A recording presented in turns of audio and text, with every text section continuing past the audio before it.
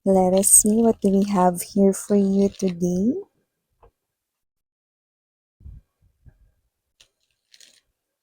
Let us see.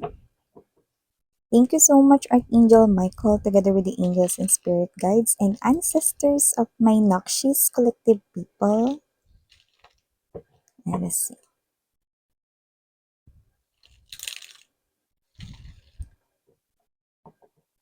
Someone's being vocal about something. Maybe,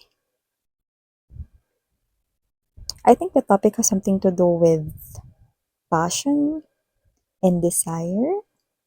It's like someone here is maboka, talkative, expressive of this through voice. Okay? I think through words. Yan, parang ganun. But there's also an energy of being cautious, maingat. Let us see.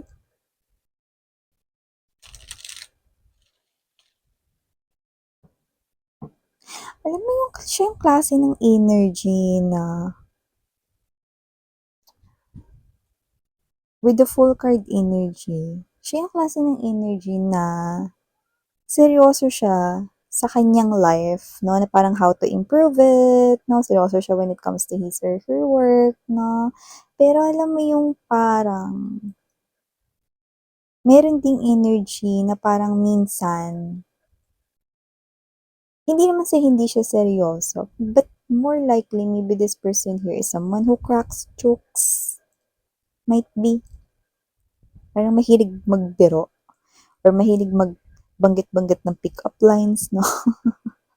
Or siguro mga parang mga jokes, no? So let us see. Parang ganun.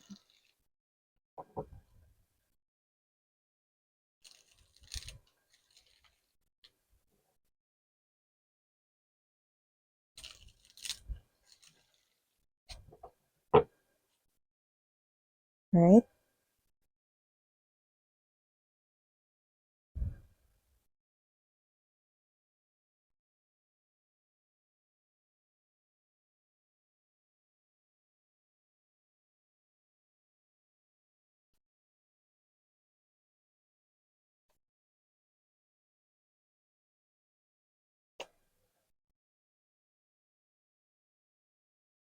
Oh.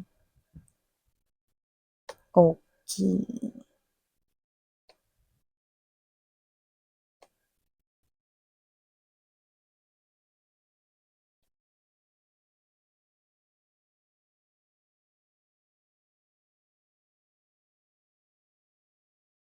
Yun lang.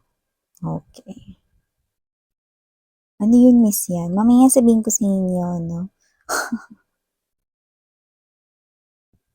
Taas yung eh.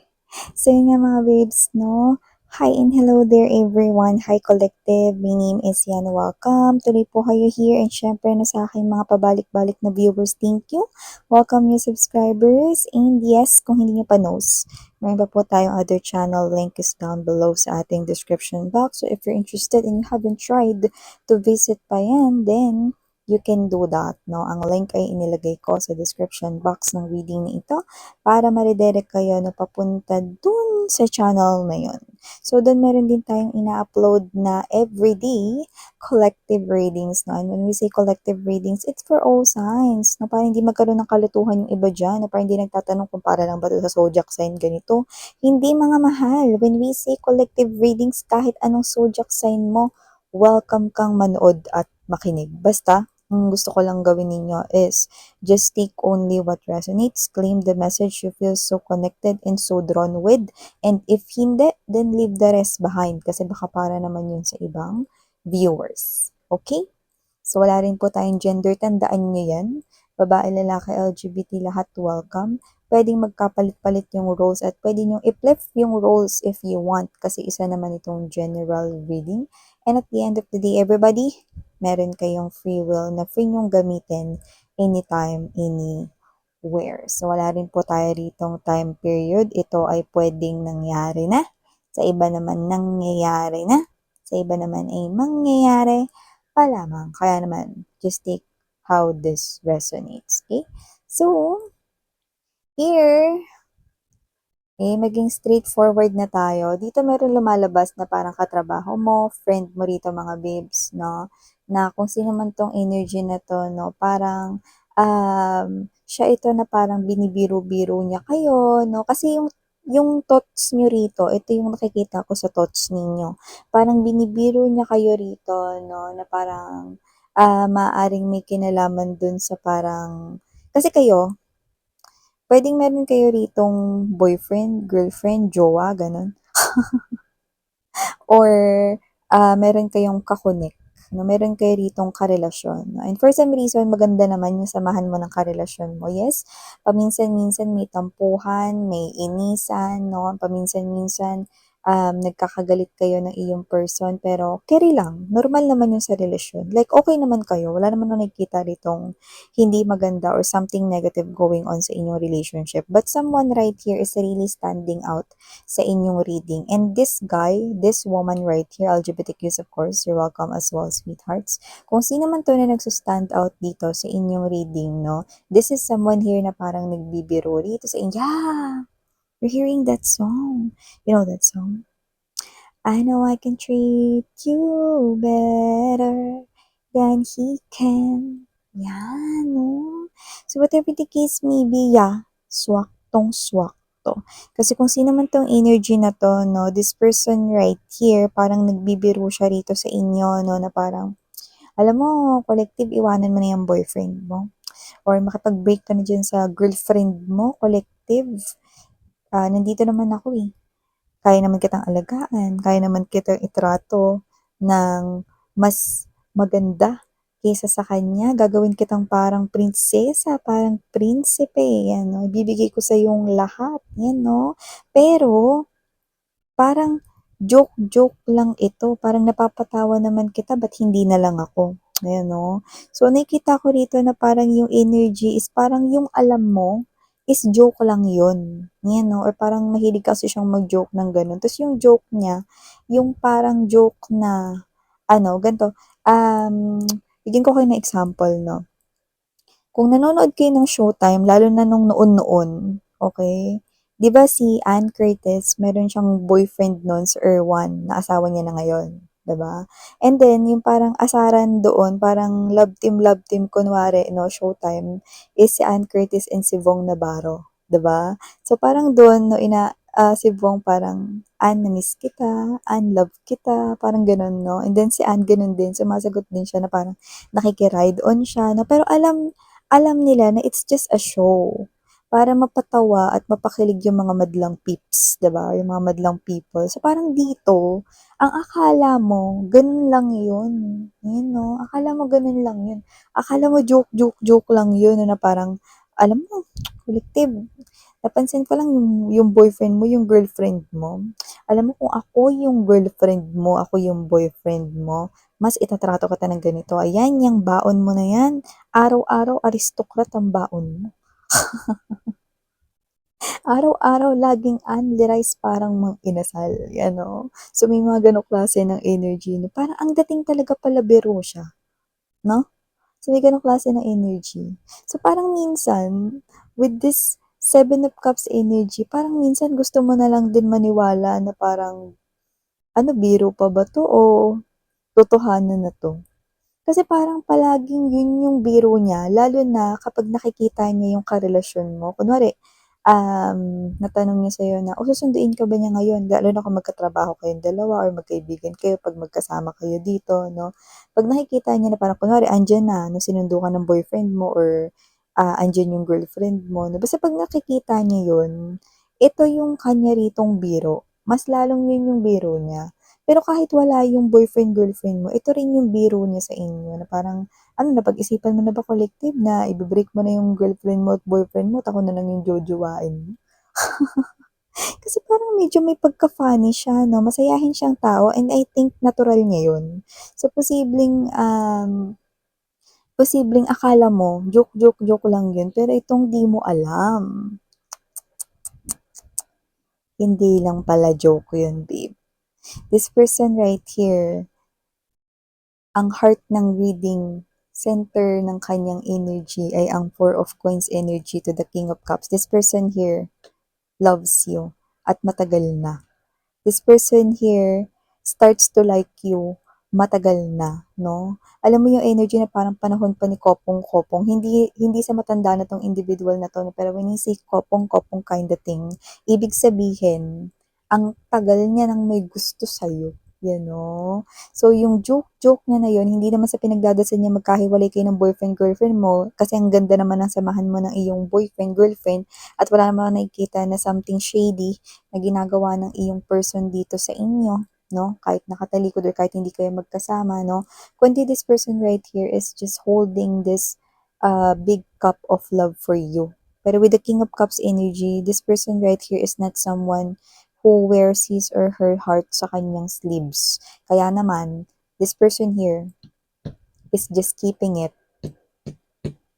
sa kanyang small island. So, mahal ka niya. Kaya merong laman yung sinasabi niya.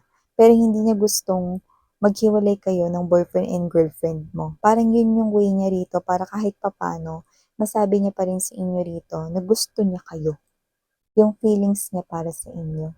Na parang kahit na alam niya na parang kahit na parang ang dating niyo sa inyo joke, no? Yung facial expression ninyo, yung aura ninyo na natatawa kayo, no? And you look so happy na parang para na rin na parang kahit papaano 'no, parang nai-imagine niya rito na, once mag-confess siya, parang nai-imagine niya na sana gano'n yung face mo or parang nasa kanyang fantasy na iniisip niya rito na yung happy ka, nakangiti ka, natatawa ka 'no, yun yung happy face mo 'no, na para niya na ring sinabi na ni-reveal niya yung feelings niya or you accepted that pero sa fantasy niya lang, sa imagination niya lang, okay? You got it?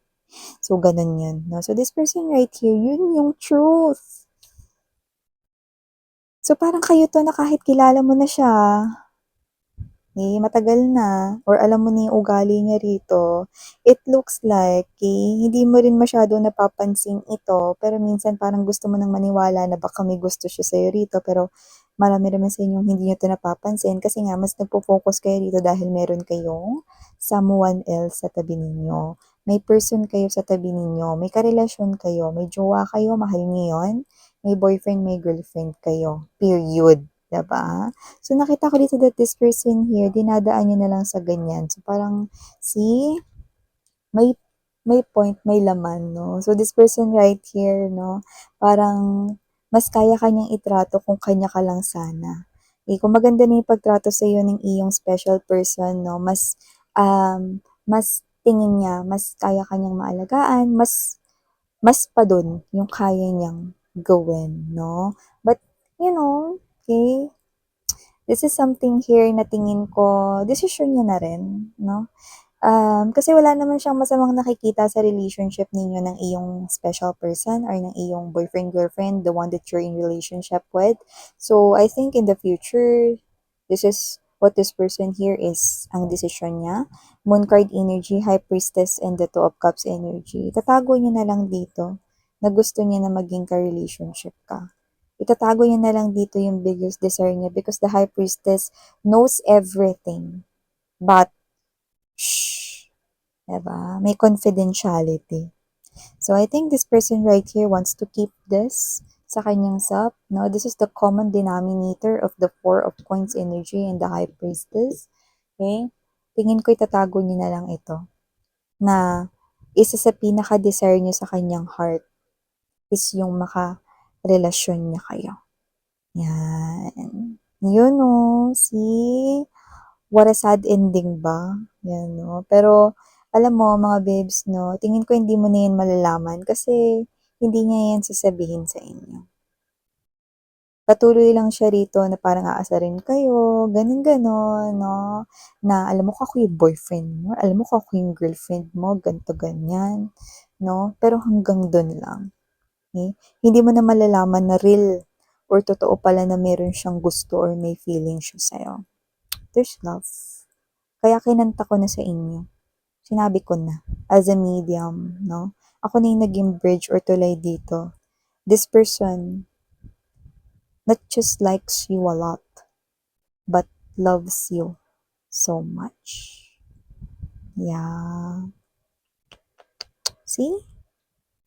Minsan talaga, no, yung mga tao, hindi nila kayang sabihin yung nararamdaman nila, dinadaan na lang nila na sa mga pakanta-kanta na parang iba, dinadaan na lang sa gitara. Diba? Sa iba, pahara-hara na, kanta-kanta, parinig-parinig, no? Tapos sasabihin, joke. Yung pala trueness na. So, ganun nga yun. No? So, I think this person right here is, hindi naman sa nakukontento lang siya as your friend, but this person here knows his or her place. Okay? Alam niya rito, no? Na meron ka ritong person at meron ka ritong iba na minamahal. Kaya, alam niya kung paano siya rito dumistansya at kung gaano lang dapat siya rito kalapit sa inyo. Okay? So, ito yung mga mensahe na nakuha ko for you guys. Thank you so much again for your time. And again, if you're interested in checking out my other channel, of course, you can do that. Okay? The link is nasa ating description box. And have a nice day. Thank you. Sarang Love in Light. Annyeong!